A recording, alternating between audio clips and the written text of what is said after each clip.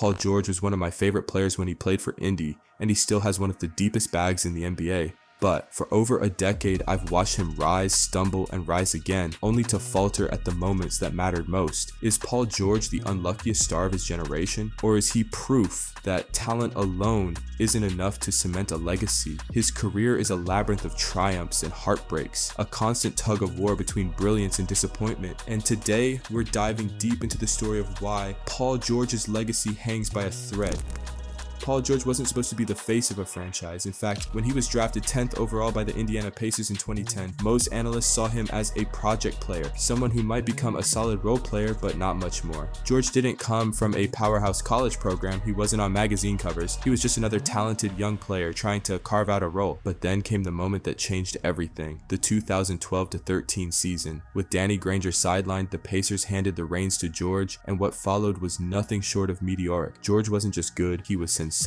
His athleticism, defensive instincts, and scoring touch made him a two-way nightmare. That season, he led the Pacers to the Eastern Conference Finals, where they squared off against LeBron James and the Miami Heat's legendary Big Three. George didn't just rise to the occasion, he shone. His clutch three-pointer in Game 1, followed by an epic dunk on Chris Anderson, made headlines. Suddenly, the league was buzzing. Was Paul George the next face of the NBA? Even in defeat, George's battles with LeBron were a badge of honor, cementing him as one of the league's brightest young stars. But behind the scenes, the pressure was building. The Pacers' hopes rested squarely on George's shoulders. And as we've seen in the NBA, the higher you climb, the harder you fall. The summer of 2014 was supposed to be the next step in George's ascent. Representing Team USA, he was on a national stage, preparing for global competition. But in one fateful play, it all came crashing down. During a routine scrimmage, George chased down a fast break and leapt to contest a shot. What followed was a scene burned into the memory of every NBA fan. George landed awkwardly, his leg snapping in a way no one should ever have to witness. Mark,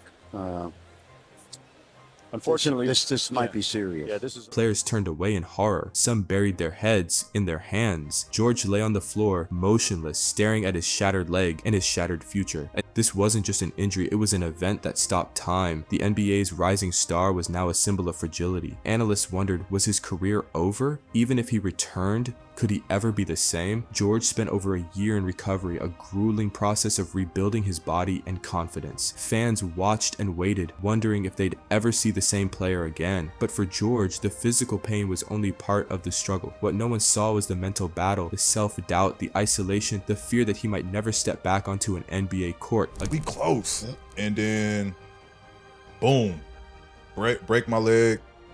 And it was just like, at that point, I didn't know if I was going to hoop again. I didn't know like how my shit was done. Against all odds, Paul George returned for the 2015-16 season, and when he stepped onto the court, he wasn't just good, he was great. Averaging over 23 points per game, George looked like a player reborn. He led the Pacers back to the playoffs and earned yet another All-Star selection. But something had changed, and while George's numbers were impressive, there was an unshakable feeling that he was no longer the player he once was. His explosiveness was slightly diminished, his confidence in the biggest moments wavered, and the Pacers, they were no longer contenders. By 2017, George's frustrations boiled over. He publicly declared his desire to leave Indiana, stating he wanted to compete for a championship. It was a bold move, but it also raised eyebrows. Was George chasing glory, or was he running from the pressure of being the guy? The Pacers traded him to the Oklahoma City Thunder, pairing him with the mercurial Russell Westbrook. Together, they were supposed to dominate. Instead, they became a case study in unmet expectations. In Oklahoma City, George found himself in the shadow of Westbrook, the NBA's triple-double machine, but that didn't stop George from putting together the best season of his career. In 2018-19, he averaged 28 points per game, led the league in steals, and finished third in MVP voting. George was back, or so it seemed. Then came the playoffs, so the Thunder faced Damian Lillard and the Portland Trail Blazers in the first round, and what happened next would define George's time in OKC. In Game 5, with the series on the line, Lillard hit a 37-foot dagger over George, a shot so audacious, so devastating that it instantly became one of the most iconic moments in NBA history. George's response, and it was a bad shot. The comment drew backlash from fans and analysts alike. Once again, George found himself at the center of criticism, accused of making excuses and failing to deliver when it mattered most. When the Los Angeles Clippers traded a record-breaking haul to pair George with Kawhi Leonard in 2019, the message was clear: championship or bust. The duo was supposed to dominate the league, finally bringing glory to a Clippers franchise long defined by mediocrity. But in the 2020 NBA bubble, the Clippers collapsed in spectacular fashion. After taking a 3-1 lead against the Denver Nuggets, they fell apart, losing the series in 7 games. George's performances were erratic at best, capped off by a Game 7 showing that included a shot off the side of the backboard, a moment that became a meme overnight. The nickname Pandemic P took off and George became a symbol of failure. Even as George bounced back with strong performances in the following seasons, the stigma remained. Injuries to both him and Kawhi derailed the Clippers' championship aspirations, leaving fans to wonder, was the trade worth it? George has been open about his struggles with anxiety, particularly during the NBA bubble. For some, his honesty was refreshing, a rare glimpse into the mental challenges athletes face. For others, it was ammunition, proof that George lacked the toughness needed to thrive under pressure. Critics latched onto his off-court controversies as well. From fines for criticizing referees to comments that came across as deflecting blame, George seemed to invite scrutiny at every turn. Fair or not, the perception of George as a player who couldn't handle the spotlight began to overshadow his undeniable talent. In 2023, George's career took yet another turn when he was traded to the Philadelphia 76ers. For George, it's an opportunity to redefine his legacy. For the 76ers, it's a gamble. Injuries have already delayed George's debut, and when he has played, his performances have been inconsistent. He has been criticized about his podcast because he's not playing. As George approaches the twilight of his career, one question looms: is this the final chapter of his story? It's starting to look a lot like it.